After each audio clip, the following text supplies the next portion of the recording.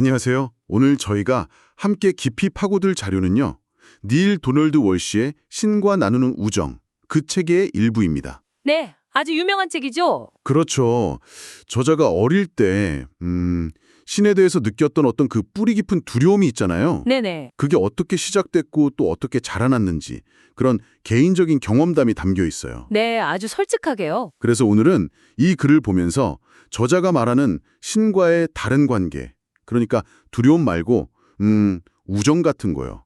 그런 가능성을 여러분과 좀 탐색해 볼까 합니다. 좋습니다. 흥미로운 주제네요. 이야기가 시작되는 게 저자가 겨우 6살 때 기억이거든요. 아주 강렬했다고 해요. 6살 때면 정말 어릴 때인데. 네. 부엌에서 어머니가 친구분한테 카드로 점을 봐주고 계셨는데 예고도 없이 이모가 딱 들어오신 거죠. 아, 그 장면을 목격했군요. 네. 그때 그 경험이 어린 저자 마음에 어떤 씨앗을 뿌렸는지 이제부터 한번 자세히 들여다보죠. 네. 저자 어머니가 스스로 약간 좀 신통력이 있다고 믿으셨대요. 그래서 가끔 친구들 오면 카드점을 봐주곤 하셨다고. 네, 뭐 그럴 수 있죠. 근데 어느 날 부엌 식탁에서 친구한테 막 점을 봐주고 있는데 이모가 예고 없이 문을 확 여신 거예요. 아이고. 저자는 그때 어머니 표정을 잊을 수가 없대요. 마치 뭐랄까 현행범으로 잡힌 사람처럼 엄청 당황하시면서 카드를 얼른 앞치마 주머니에 숨기시더라는 거죠. 아, 어머니도 뭔가 좀 찔리는 게 있으셨나 보네요. 그랬겠죠. 그 순간에는 뭐 별다른 말은 없었는데 잠시 후에 뒷마당으로 나가던 6살 저자를 이모가 딱 붙잡고 난 아주 조용히 근데 또 단호하게 이렇게 말했다는 거예요. 뭐라고 하셨을까요? 얘야, 네 엄마는 저런 식으로 미래를 말해주면 안 된단다. 그건 악마랑 거래하는 거야. 하느님은 네 엄마를 곧장 지옥으로 보내실 거다. 와, 6살 아이한테요? 네. 저자의 기억으로는 이모 말투가 너무 태연했대요. 그냥 뭐 내일 날씨 얘기하듯이 아무렇지도 않게 그 무서운 말을 했다는 거죠. 그게 더 무섭네요. 아무렇지 않은 말투. 그렇죠. 세상에서 제일 사랑하는 우리 엄마가, 자애로운 엄마가 영원히 저주받아서 지옥에 간다니. 6살 아이한테는 이게 뭐 감당이 안 되는 충격이었겠죠. 당연하죠. 완전 세상이 무너지는 느낌이었을 텐데. 그래서 그 어린 마음에 나름대로 결론을 내린 거예요. 하느님은 진짜 사소한 거에도 엄청 쉽게 화내시는구나. 와, 그분 앞에서는 진짜 말 한마디, 행동 하나하나 조심해야겠다. 네. 이때부터 신은 그냥 사랑의 대상이 아니라 두려움의 대상, 감시하는 존재. 그렇게 마음속 깊이 딱 자리 잡게 됐다고 저자는 고백하거든요. 바로 이 지점이 정말 흥미롭습니다. 어떻게 보면 사소할 수 있는 어린 시절의 단 한 번의 경험이잖아요. 그렇죠. 심지어 그냥 신뢰하는 어른이 무심코 던진 말 한마디일 수도 있고요. 근데 그게 한 사람의 세계관, 특히 신처럼 절대적인 존재에 대한 그 근본적인 인식을 평생 좌우할 수 있다는 걸 보여주는 아주 강력한 사례 같아요. 맞아요. 저자한테는 사랑과 보호의 원천이어야 할 신, 또 가장 사랑하는 어머니와의 관계가 순식간에 그냥 죄, 벌, 지옥 이런 공포스러운 단어들이랑 연결돼 버린 거잖아요. 네. 이건 뭐 개인적인 일화를 넘어서서 우리 인간이 어떻게 두려움이라는 감정을 학습하고 또 그걸 내면화하는지에 대한 깊은 통찰을 주는 것 같아요. 그리고 이 글은 이런 경험이 저자 개인이나 뭐 특정 종교에만 해당되는 게 아닐 수도 있다는 걸 좀 암시하는 것 같기도 하고요. 네, 맞아요. 그렇게 한 번 딱 심어진 두려움의 씨앗이 이제 저자가 크면서 학교 교육을 통해서 더 체계적으로 막 자양분을 얻고 강화되는 거죠. 아, 교육을 통해서요? 네. 특히 초등학교 2학년 때 경험했던 그 교리문답 시간이 아주 결정적이었다고 하는데요. 뭐 교리문답은 다들 아시겠지만 카톨릭 기본 교리를 질문답변 형식으로 배우는 거잖아요. 네, 그렇죠. 그때 세례를 받지 않은 아기는 천국에 갈 수 없다. 이런 가르침을 받은 거예요. 아, 그 유명한 이야기군요. 근데 놀랍게도 그때가 8살이었는데 그 어린아이들조차도 뭔가 이 가르침이 좀 이상하다. 이렇게 느꼈던 것 같아요. 오, 그래요? 네. 한 아이가 손을 번쩍 들고 질문을 했대요. 수녀님, 근데요 만약에요. 아기 세례 주러 성당 가다가 교통사고가 나서 온 가족이 다 죽으면요. 아기는 아직 세례 못 받았는데 그래도 짝한 아기잖아요. 근데 부모님이랑 같이 천국 못 가요? 와, 상당히 논리적이고 날카로운 질문인데요. 8살짜리가? 그렇죠. 근데 돌아온 수녀님 대답은 아이들 기대를 완전히 벗어났어요. 깊은 한숨을 쉬시더니 아주 단호하게 그래, 갈 수 없다. 이렇게 답했다는 거예요. 아, 교리는 교리다.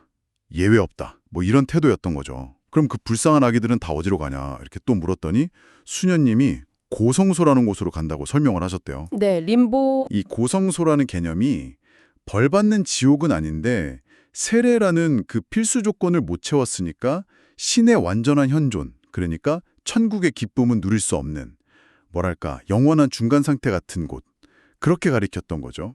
참, 아이들 입장에서는 이해하기 어려운 개념이었겠네요. 네, 저자는 그래서 이것이 내가 자라면서 함께한 신이다 이렇게 말하면서 당시 느꼈던 그 혼란스러움, 어떤 차가운 벽 같은 느낌을 표현하더라고요. 그럴 수 있겠네요. 근데 두려움을 심어주는 이야기는 여기서 안 끝나요. 1950년대 초반에 전 세계 카톨릭계를 아주 떠들썩하게 했던 파티마의 아이들 이야기 아시죠? 아, 네, 포르투갈 파티마, 성모 발현 이야기. 네, 그게 학교에까지 쫙 퍼진 거예요.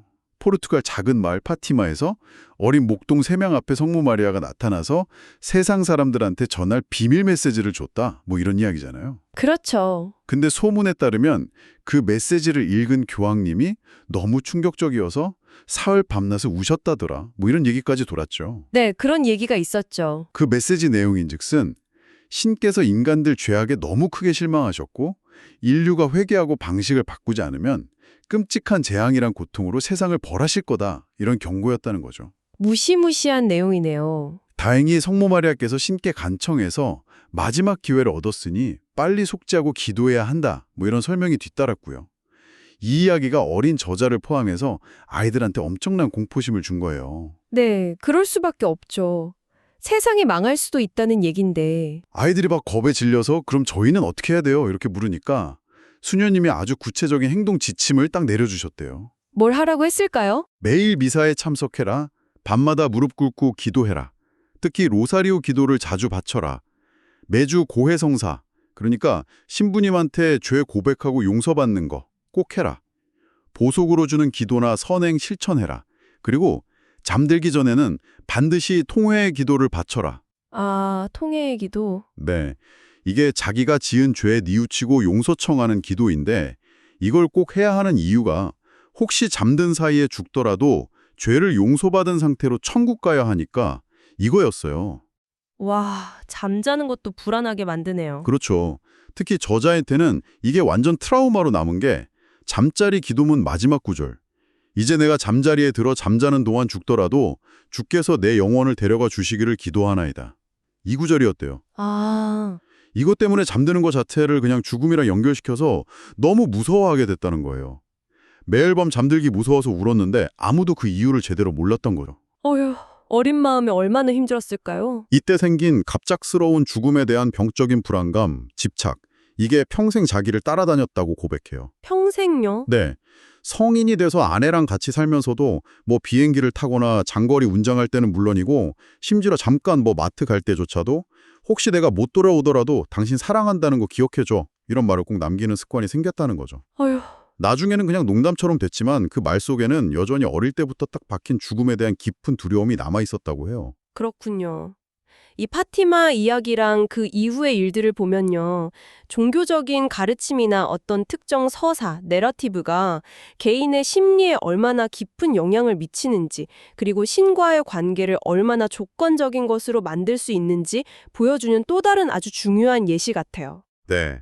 단순히 뭐 개인적인 경험을 넘어서 제도화된 종교 안에서 이런 이야기들, 고성소, 파티마, 이 막 공유되고 강조되면서 신은 끊임없이 인간을 평가하고 또 어떤 특정 규칙들, 매일 미사, 매주 고해성사, 통회의 기도 같은 것들을 지켜야만 벌을 면하고 사랑받을 수 있다는 인식을 아주 체계적으로 강화하는 거죠. 그렇죠. 안 하면 큰일 난다. 이런 식으로. 네, 선행이나 믿음이 어떤 자발적인 사랑의 표현이라기보다는 두려움에서 벗어나기 위한 필수 조건처럼 제시될 때 신과의 관계는 본질적으로 불안감이나 부담감에 기반하게 될 수밖에 없는 것 같아요. 저자는 이런 경향이 특히 좀 근본주의적인 해석을 따르는 여러 종교 전통에서 공통적으로 나타난다고 지적하고 있거든요. 이건 신앙이 주는 위안보다는 오히려 끊임없는 자기검열, 불안을 야기할 수로 있다는 점을 시사하는 거죠. 저자의 경험은 계속 이어집니다. 13살쯤 됐을 때 길 건너 살던 이웃이자 예전에 자기를 돌봐줬던 베이비시터 프랭키 슐츠라는 분이 결혼을 하게 됐는데 저자를 들러리로 초대한 거예요. 아, 들러리 영광이었겠네요. 네. 근데 들러리 되는 건 큰 영광이었으니까 저자가 엄청 자랑스러워하면서 학교 수녀님한테 이 소식을 알렸죠.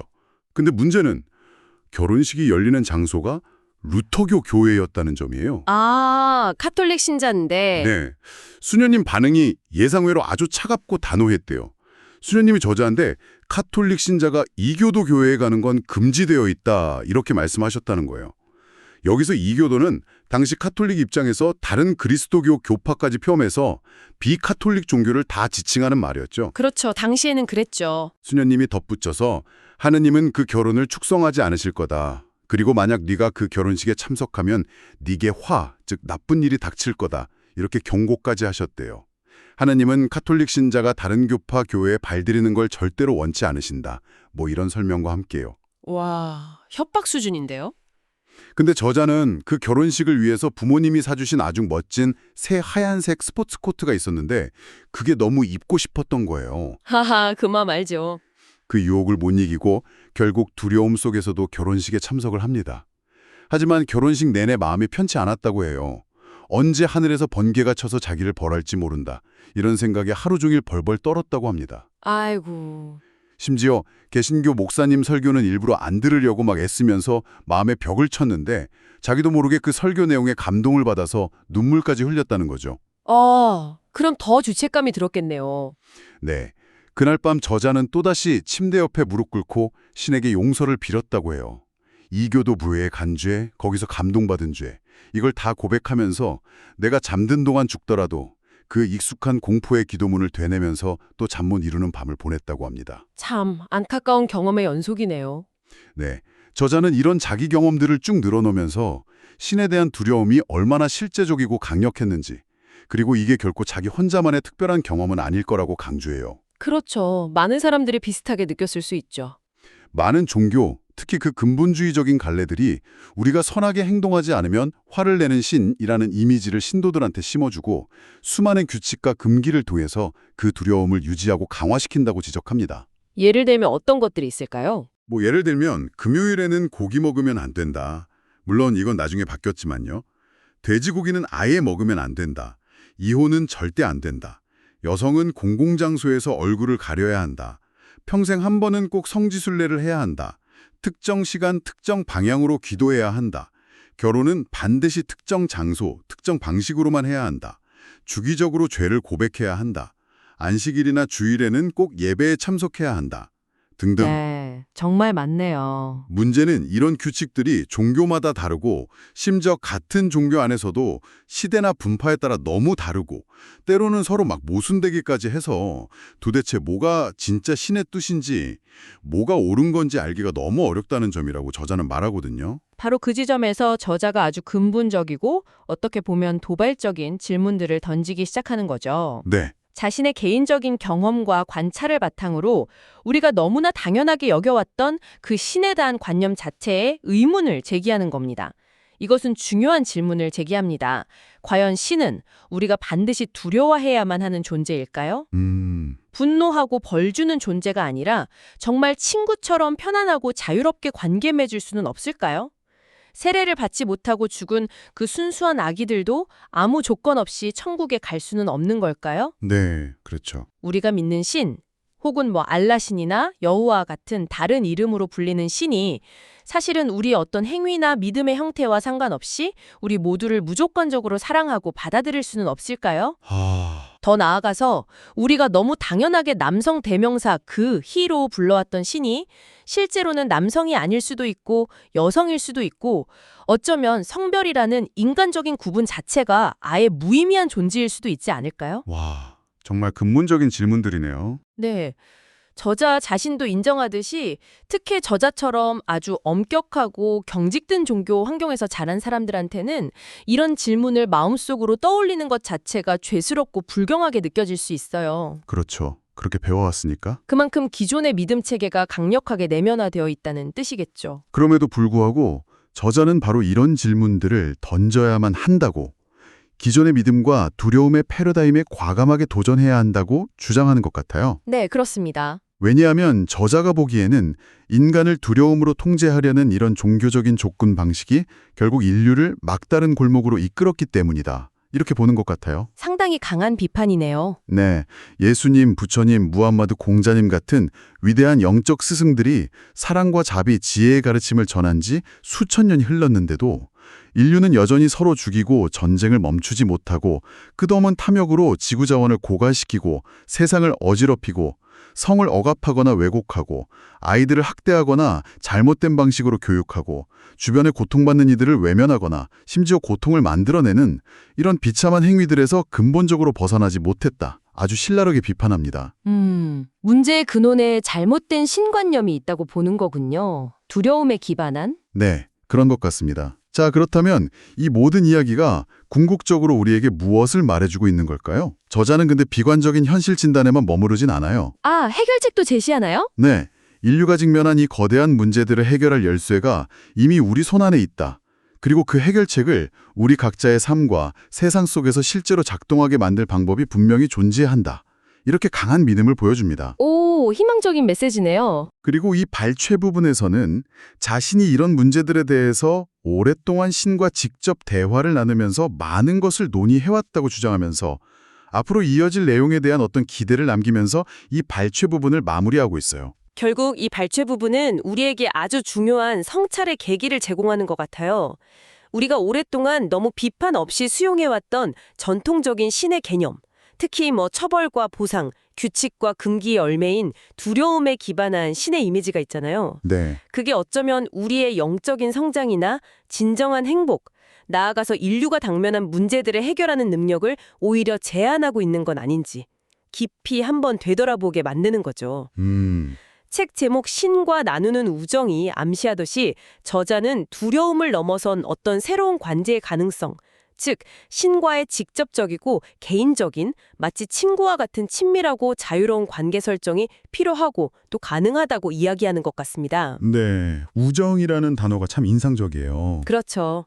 이것은 기존의 종교적인 틀이나 관념을 넘어서는 보다 성숙하고 주체적인 영성을 향한 초대라고 볼 수도 있겠습니다. 오늘 저희는 닐 도널드 월시의 글을 통해서 한 개인의 삶 속에서 어린 시절의 그 충격적인 경험 그리고 제도화된 종교적 가르침이 어떻게 결합해서 신에 대한 깊고 오래된 두려움을 형성할 수 있는지 그 과정을 아주 생생하게 따라가 왔습니다. 네, 정말 구체적인 경험들이었죠. 어머니의 카드점에 대한 이모의 그 섬뜩한 경고에서 시작해서 세례받지 못한 아기들이 간다는 차가운 고성소 이야기, 세상을 벌하겠다는 신의 무서운 경고가 담긴 파티마 메시지, 그리고 이교도 결혼식 참석 때문에 느꼈던 죄책감과 벌에 대한 공포까지. 저자가 겪었던 구체적인 일화들을 통해서 두려움이라는 감정이 어떻게 신앙의 중심에 딱 자리 잡게 되는지를 살펴봤습니다.